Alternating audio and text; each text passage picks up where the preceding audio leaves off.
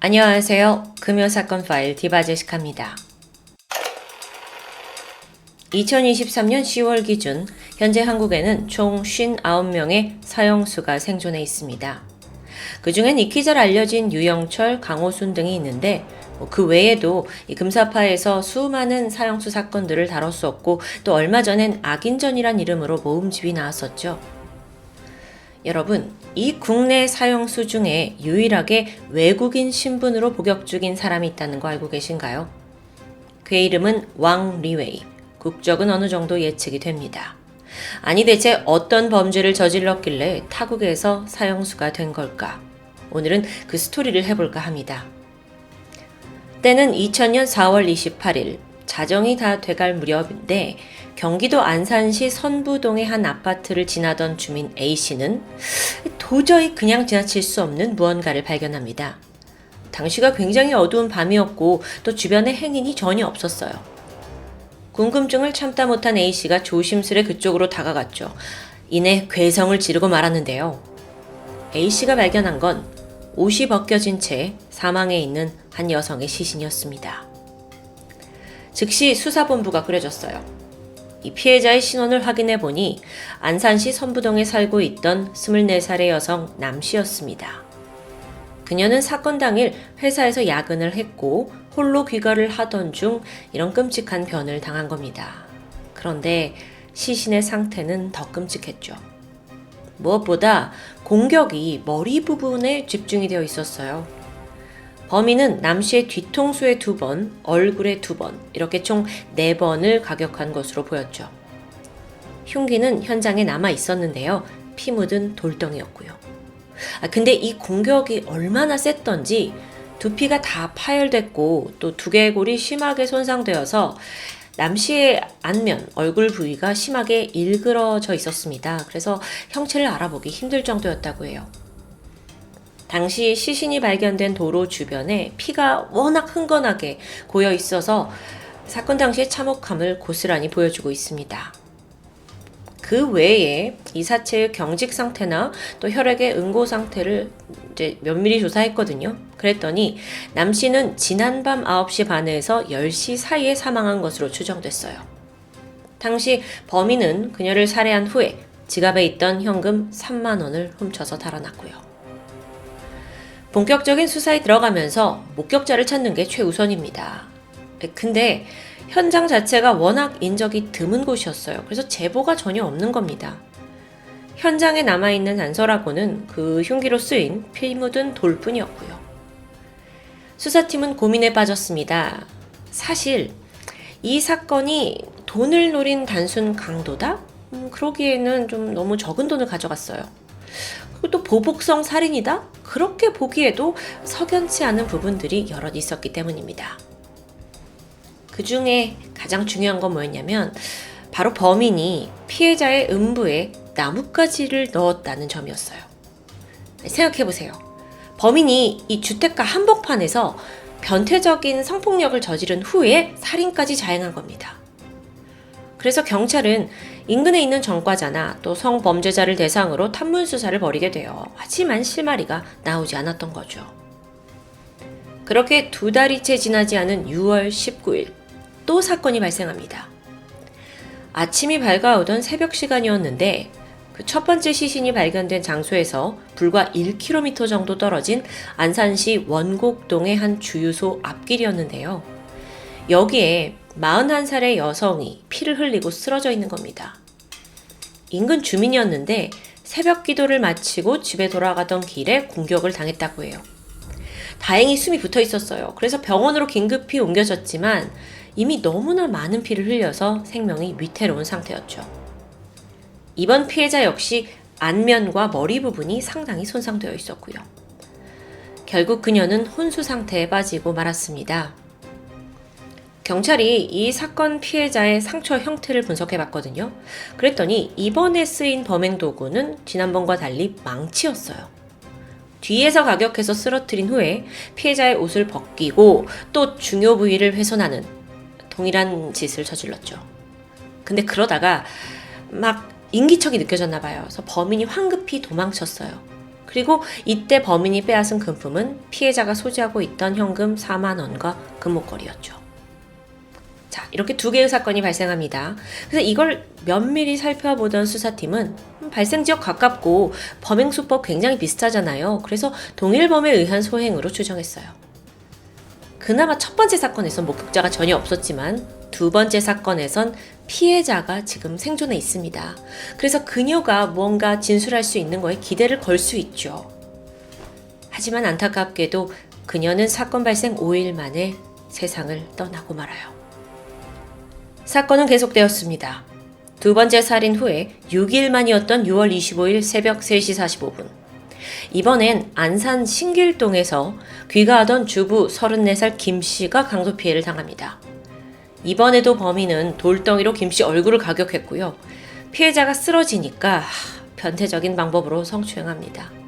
그리고 당시에 그녀가 가지고 있던 현금 20만 원, 또 10만 원짜리 수표 3장을 빼앗아서 도주하게 되는데, 게다가요, 또 추가적으로 들어온 신고에 의하면 이 범인이 같은 날 새벽 2시, 그러니까 이 세 번째 범행이 벌어지기 직전에 안산시 와동 상가 건물 1층에서 범행 대상을 물색했던 것으로 보입니다. 30대로 보이는 여성이 타깃이었고 화장실에 들어가는 걸 보고 따라 들어갔어요. 그리고 같은 패턴대로 머리를 가격하려고 했죠.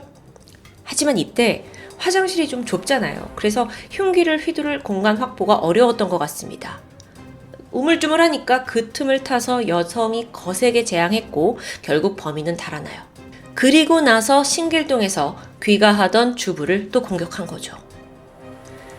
이 세 번째 피해자 주부 김 씨는 다행히도 사고 직후 행인에게 발견돼서 목숨을 구할 수 있었습니다. 근데 워낙 갑작스럽게 일어난 일이라서 범인의 인상착의를 자세히 기억해내지 못했어요. 그나마 간신히 떠올린 단서가 있었는데 되게 허름한 옷을 입은 20대 남자였어요. 근데 이것만 가지고 용의자를 찾기엔 좀 부족한 정보죠. 이렇게 범인은 세 번째 사건 이후에도 2달 동안 안산 일대에서 부녀자 강도 성추행 사건을 무려 7건이나 더 저질렀습니다. 그러니까 연속적인 사건이 선부동과 원곡동 일대에서 집중적으로 발생했고요. 이때 피해자들은 하나같이 인상착의에 대해서 비슷한 진술을 해요. 허름한 옷을 입은 20대 남자. 여러분, 사실 이 수사는 초기에 비공개로 진행되었습니다.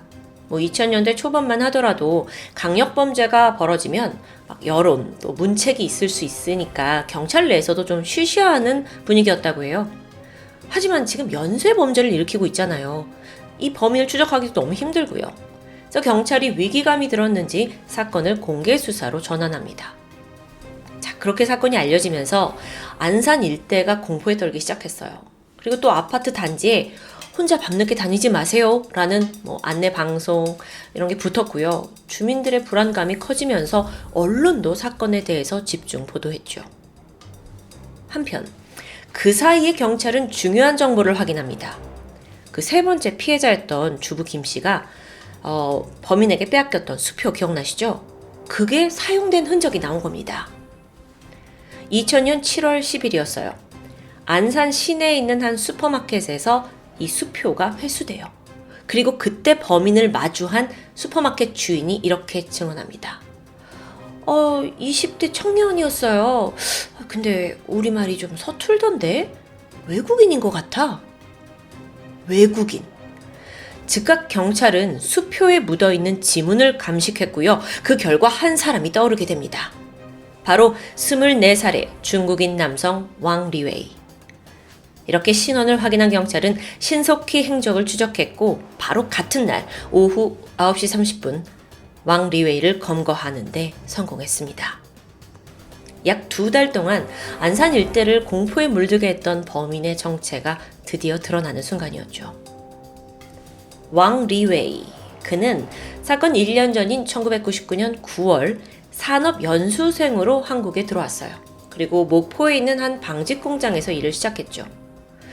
일을 한 지 얼마 안 됐는데 업무가 너무 힘들다라는 이유로 12월 초에, 그러니까 2달 만이죠, 근무지를 무단 이탈해버립니다. 네, 여러분, 이 외국인이 산업연수생 신분으로 왔는데 근무지를 이렇게 이탈할 경우에는 바로 불법 체류자 신분이 된다고 해요. 그래서 이후에 왕리웨이는 이제 갈 곳이 딱히 없잖아요. 외국인 노동자들이 밀집해 있는 경기도 안산으로 이주해 왔던 거죠. 그러면서 여기에서 이제 안산 일대에서 뭐 공사장 인부로도 일을 하고 또 식당 종업원으로도 일을 하면서 잠은 고시원에서 잤다고 합니다. 그러다가 점점 삶이 궁핍해졌어요. 돈이 궁해지니까 부녀자를 상대로 강도 행각을 벌이기로 한 거죠. 그런데 범행 방식이 너무도 잔인합니다. 일명 퍽치기라는 방법을 사용했는데 그냥 사람 뒤통수 무작정 때리는 방식이에요. 이런 방식을 하다 보면 피해자 입장에서는 그냥 길을 가고 있잖아요. 그러니까 뒤를 돌아보지 않는 한 딱히 이 공격을 피할 방법도 없는 겁니다. 그런데 이 연쇄 강도 사건이 정말 돈만을 위해서였냐 의문이 들죠. 경찰 조사에서 왕리웨이는 내가 생활고를 겪다가 돈을 마련하고자 그리고 또 성적 욕구를 해소하고자 범행을 저질렀다고 자백합니다. 근데 그렇게 퍽치기 살인을 저지르고 자기 수중에 넣은 돈은 고작 100만 원 남짓입니다. 2명의 소중한 목숨을 앗아갔고요. 또 8명에게 중경상을 입힌 그 범죄의 무게와는 차마 비교할 수 없는 돈이었죠. 경찰은 그가 이런 변태적인 성범죄를 저지른 이유에 대해서 좀 주목했어요.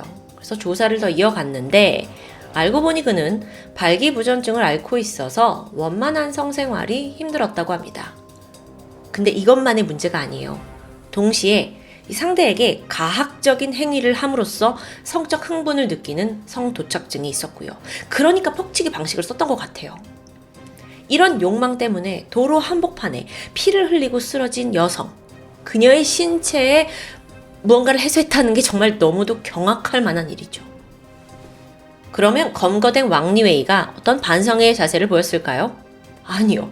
반성은 고사하고 오히려 자기도 피해자라는 코스프레를 서슴지 않았습니다. 나도 잘 살아보려고 한국에 왔는데 일이 너무 힘들고 고생을 했다 이러는 등 한국 사람들은 다 잘 먹고 잘 사는데 나만 돈이 없어가지고 박탈감을 느꼈다라는 등 정말 때리고 싶은 그런 말들을 해내는 겁니다. 게다가 내가 마지막 범행을 저지른 후에는 정말 마음 잡고 잘 살아보려고 했다는 등 이렇게 잡혀서 아쉽다는 말까지 내뱉는데요.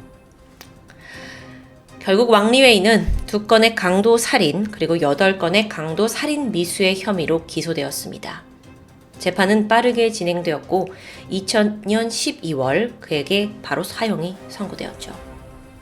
당시 판결문을 좀 보면 개인의 탐욕과 성적 호기심을 충족하기 위해 무고한 부녀자들의 생명과 안전을 잔혹하게 짓밟았다라는 점이 분명히 명시되어 있습니다.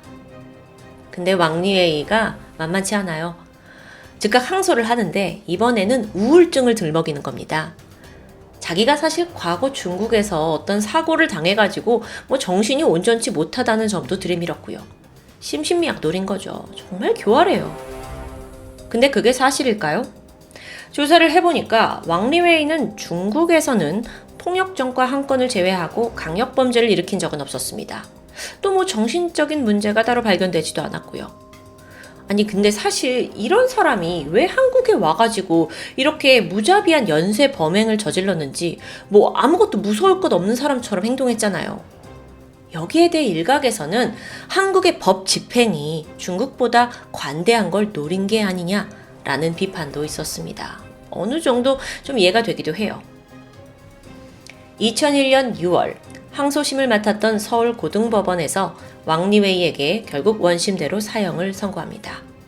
이로써 그는 대한민국 최초의 외국인 사형수라는 타이틀을 얻게 됐죠. 참고로 현재 사형수 중에는 조선족인 박경수도 포함되어 있습니다. 어쨌든 완전한 외국인 신분은 왕리웨이가 최초이자 유일하다고 볼 수 있고요. 그에게 최종 사형 선고를 내릴 당시 판사가 남긴 말이 있어요.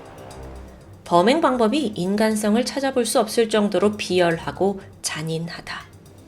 그런 그가 현재까지도 대한민국 교도소에 복역 중입니다. 최근 한 기사에 따르면 교도소에서 한 명의 재소자를 관리하기 위해 드는 연간 비용은 약 3,100만 원이라고 합니다. 3,100만 원. 이런 범죄자를 우리 세금으로 먹여 살리고 있다는 게 참 답답할 노릇이죠. 과연 감옥에 가뒀다고 해서 처벌이 끝난 걸까? 라는 질문도 수없이 드는 게 사실입니다. 과연 여러분은 어떤 생각을 가지고 계신지 궁금한데 댓글로 남겨주세요. 지금까지 금요사건 파일 디와제시카였습니다.